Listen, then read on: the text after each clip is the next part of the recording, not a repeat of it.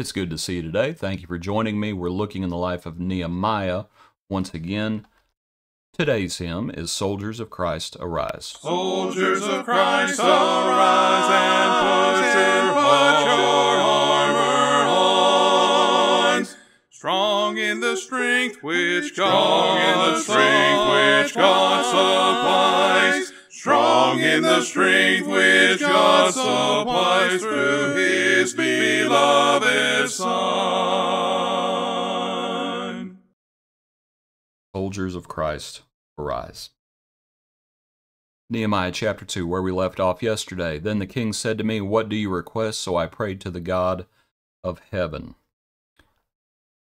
And as he speaks, and as the king says to him, as he asks for permission to go back, so that, verse 5, I should have highlighted that. "If it pleases the king, and if your servant has found favor in your sight, I ask that you send me to Judah, to the city of my father's tombs, that I may rebuild it." And then the king said to me, the queen also sitting beside him, "How long will your journey be, and when will you return?" We spoke about that relationship yesterday, where you have the king requiring that he allows them to go, but he also wants them to come back. "So it pleased the king to send me, and I set him a time."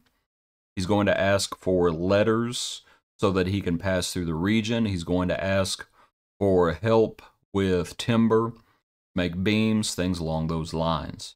He comes, he inspects Jerusalem's walls. He goes out at night. It's just rubble, to the point where even the animal could not pass. Verse 14. But he goes up, he views the wall, he returns, and in speaking to the officials, verse 17, "Then I said to them, you see the distress that we are in, how Jerusalem lies waste, and its gates are burned with fire. Come and let us build the wall of Jerusalem, that we may no longer be a reproach. And I told them of the hand of my God, which had been good upon me, and also of the king's words that he had spoken to me. So they said, let us rise up and build. Then they set their hands to this good work." And our first point is that it's work. There is much, much work to do.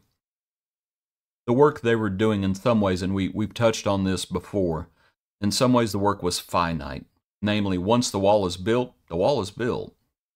This is like the tabernacle, when people brought goods, brought their offering for the tabernacle, and at a certain point they have to be restrained because they had enough. And so it's the same way with the wall. At a certain point it's going to be done. But as far as the people being built, that continues on.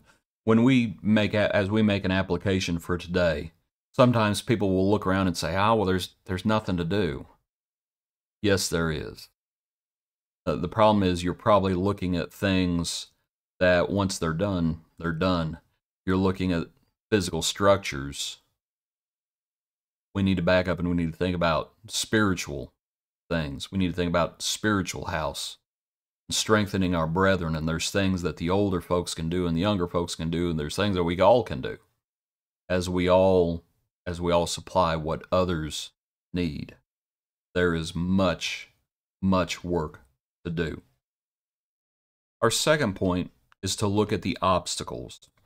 Verse 19, when Sanballat, the Horonite, Tobiah, the Ammonite official, and Geshem the Arab heard of what was happening, they laughed and despised us and said, "What is this thing that you're doing? Will you rebel against the king?"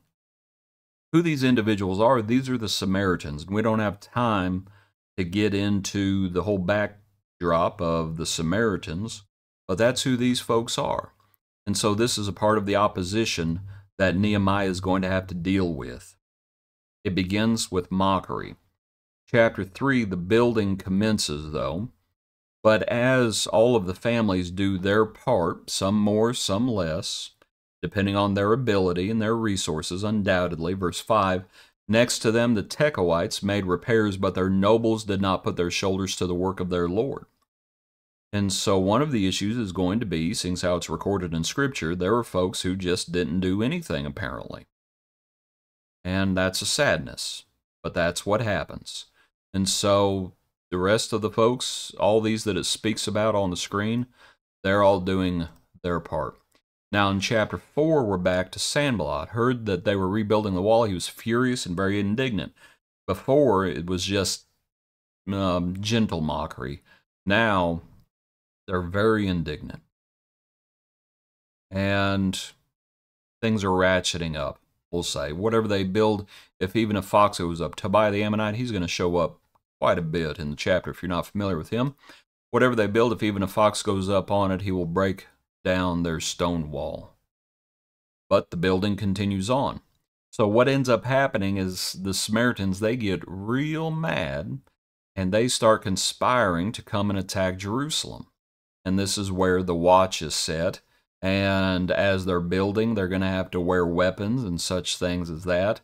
And to not be afraid, verse 14, remember the Lord great and awesome, and fight for your brethren, your sons, your daughters, your wives, and your houses. That's what they're going to have to do. But the work resumes. And that's the theme of today's study. Verse 5, there is a great outcry of the people and their wives against their Jewish brethren, because what was happening was they were making usury of their brethren. Namely, they were some of them were they were indenturing themselves. And basically it was turning into, more or less, slavery. Verse 5. And it's like, guys, we were slaves back there. We should not be doing this to our brethren now. But that was one of the things, that's one of the obstacles. All these things are obstacles to the building that needed to happen. We'll come back to that verse that I just skimmed by real quickly. Now, in chapter 6, the Samaritans, guess what they do? They feign friendship, just like folks did in Zerubbabel's time. And they say, come, let us meet together among the villages in the plain. But they thought to do Nehemiah harm. So I sent messengers to them and said, nope, not coming down. And there's more in that chapter about that. All that to say this, there are obstacles to the building. There are those who will mock. There are those who will get angry. There are those who will feign friendship and just be wolves in sheep's clothing. So you have that trouble from outside, but you also have trouble inside. There will be those who won't put their shoulder to the work, and there are those who will take advantage of brethren. All those things still happen today. They still happen on different levels today. Every congregation is going to have to deal with trouble coming from outside and trouble coming from inside. The building has to continue on. Those things, and frankly, spiritually speaking, are part of the building that needs to happen. You know, sometimes things have to, you gotta reject things if supplies are not up to spec. Speaking somewhat physically, it has to be rejected. A divisive man also has to be rejected. And so it's a part of the building that has to continue on.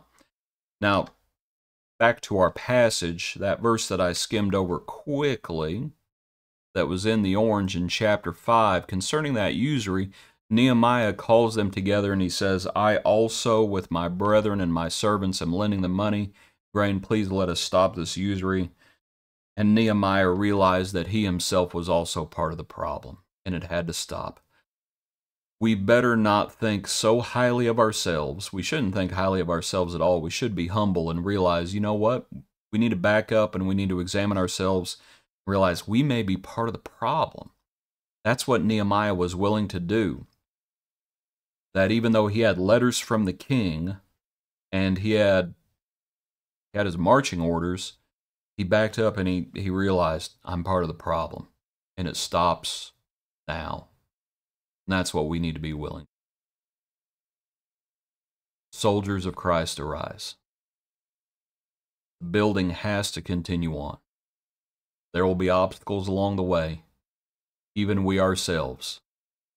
We have to deny ourselves and take up our cross.